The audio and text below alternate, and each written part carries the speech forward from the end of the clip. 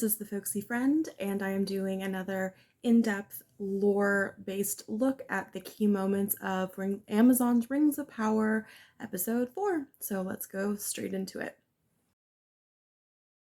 So the royal house of Numenor, as we know, is descended from Elrond's twin brother, Elros, and that whole side of the family really can kind of see into the future. So what she's seeing here with this vision is really a peek into a possible future of Numenor. Crowds in movies and TV shows are always so easily swayed. All it takes is a couple words and they're on one side then another. Here, we're really seeing the divide in Numenor between those who side with the elves and the majority that do not. What Miriel is trying to do here and helping Galadriel is really going to put her at odds with the vast majority of her society.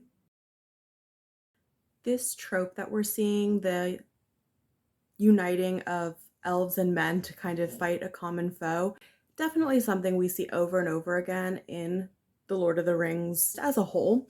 But what I'm kind of curious about here, and I'm not sure if I like or dislike, is really what seems like a lot of recycled rhetoric with the people are scattered, leaderless. Let's reforge the alliance. It is sounding a lot like the rhetoric from the Peter Jackson movies, kind of line for line in some cases. And I think that's okay because, same world. It's supposed to be the same Galadriel, though.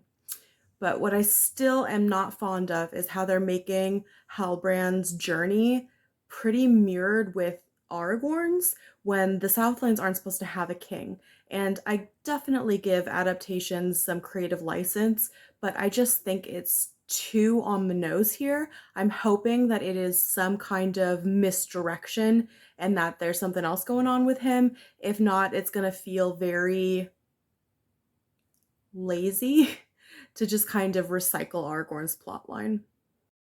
I accept that Galadriel is getting angry because she is supposed to be used to being listened to and kind of getting her way because people do understand that she is very wise and powerful and should be listened to.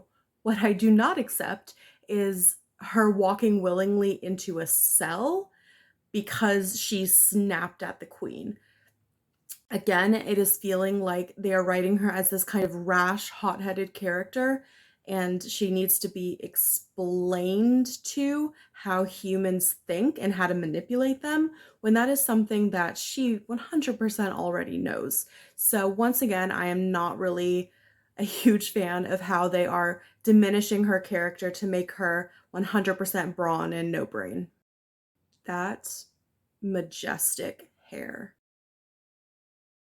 I understand that Isildur is supposed to kind of be finding his place in the world, but he's acting kind of bratty, and that's not really how I pictured him personally. Be curious to know kind of what you think. If he's supposed to already be kind of living up to what he will be in the future as the King of Gondor, or if we're kind of okay with him being a little bratty while he figures things out and kind of rides his father's coattails to get what he wants.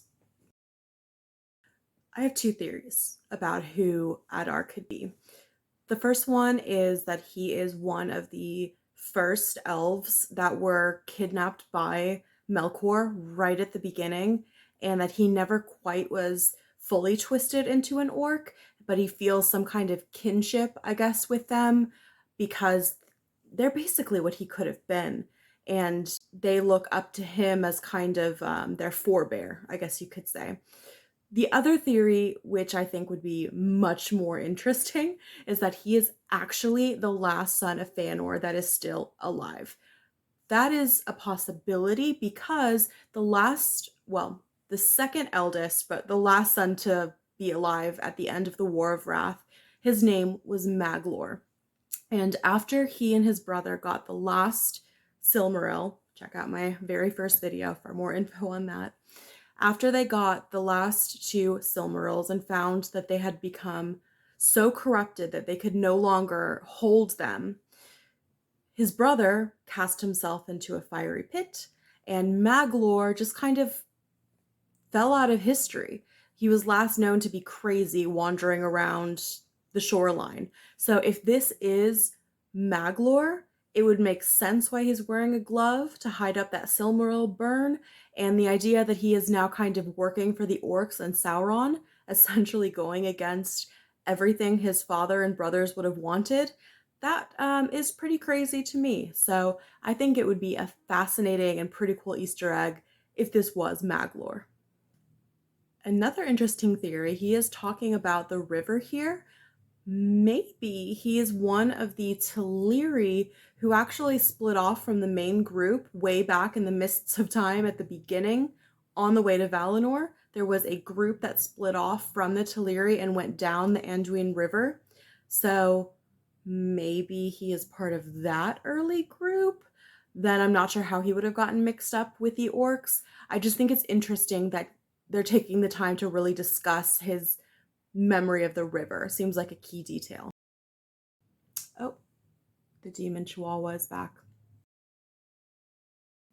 So we have Theo and Co kind of looking for supplies, and when he gets attacked and takes out that sword, definitely a clear moment of recognition here from the orcs. I knew that it had to be something important because there's no way that Melkor or Sauron would have just given any old human a fancy blade like that. It has to have some greater significance. Wow. So the building of that giant forge that Celebrimbor wants is underway.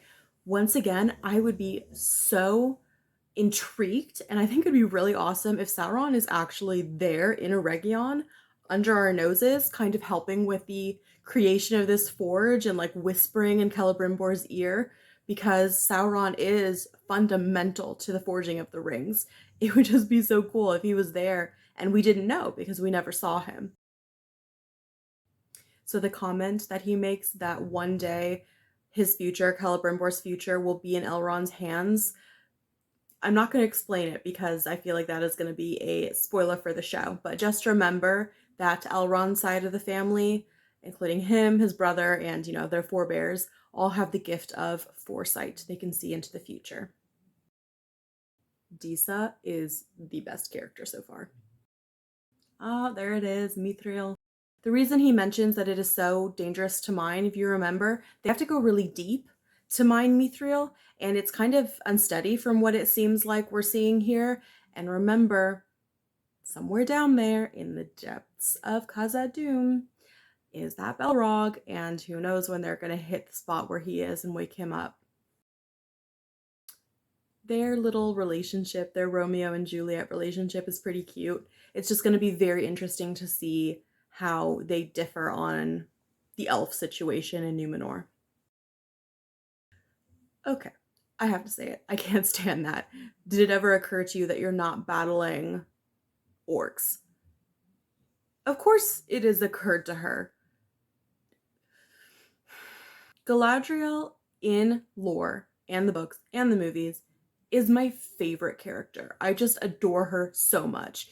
People defer to her judgment and understand her power.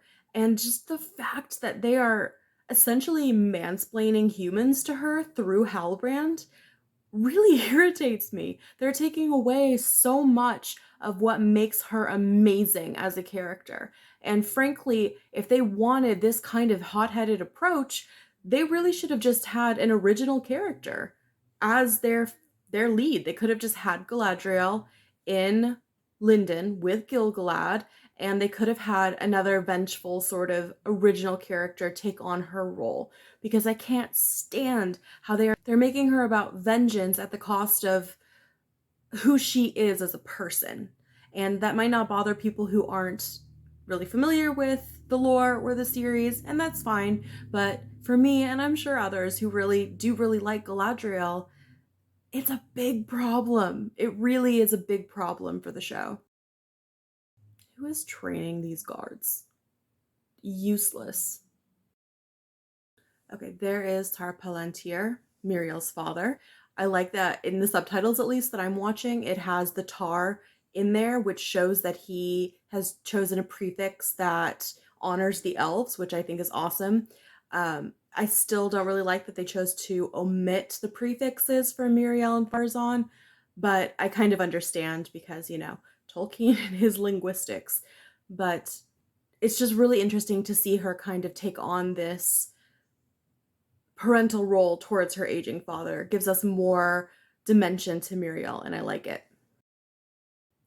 So there are the Palantirs, the Seeing Stones. They were actually created by Tar Palantir, which is how they got their names. And they are the ones that pop up again later in The Lord of the Rings. They can be used to communicate over great distances or to potentially see into the future or for people to spy on you.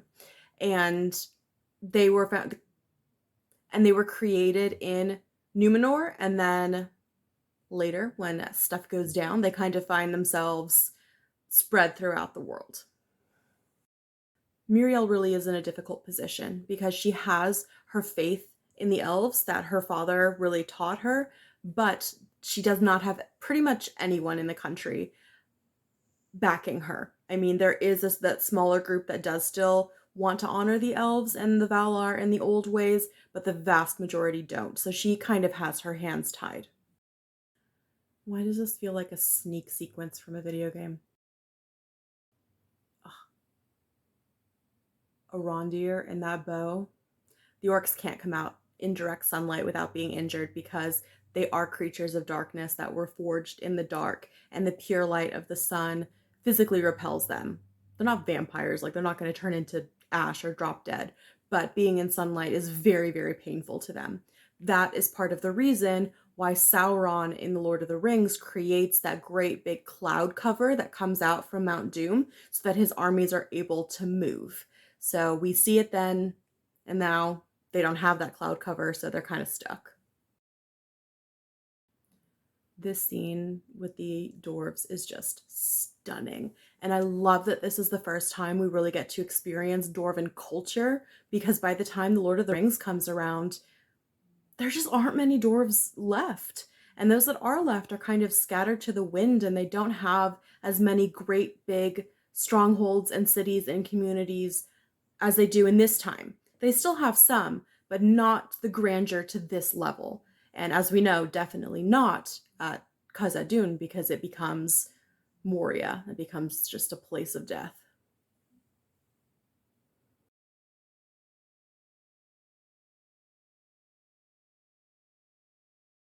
If you're trying to comfort your friend who's having an argument with his father, and the only way you can relate is by explaining that your father is essentially now a star, what is Durin supposed to say to that?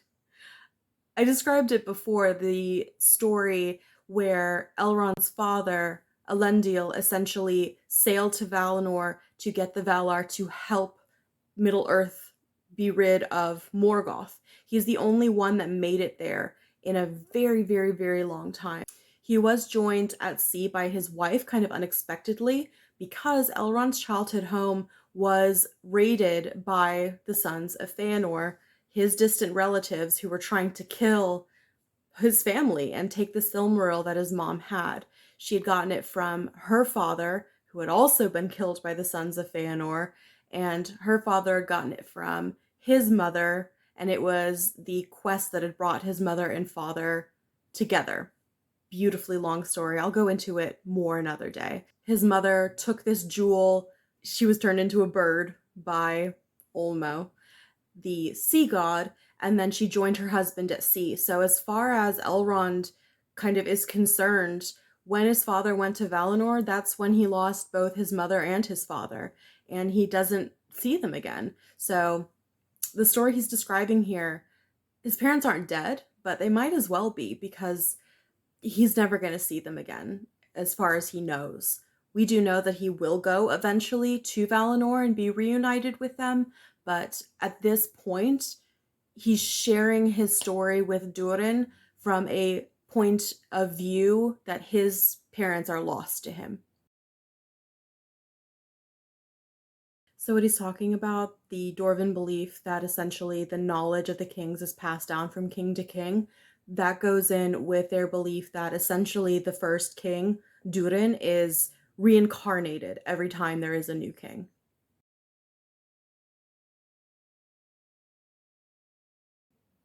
So the dwarves think that there's something going on with Gil-galad and Celebrimbor too. I don't know what yet, but they're catching on kind of what I think, that they are really suspicious.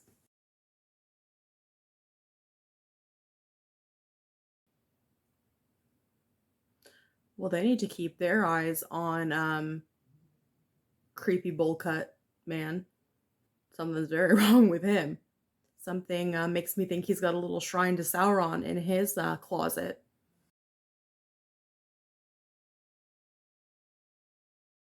Oh, that's definitely a sign. The shedding of the petals. That there's no way that got down there by accident. The wind is carrying them straight to Muriel, and I think she knows that it's something wrong. Okay, so overall, still really liking it. I've got that problem with Galadriel. The elves fashion, I'm just going with it at this point.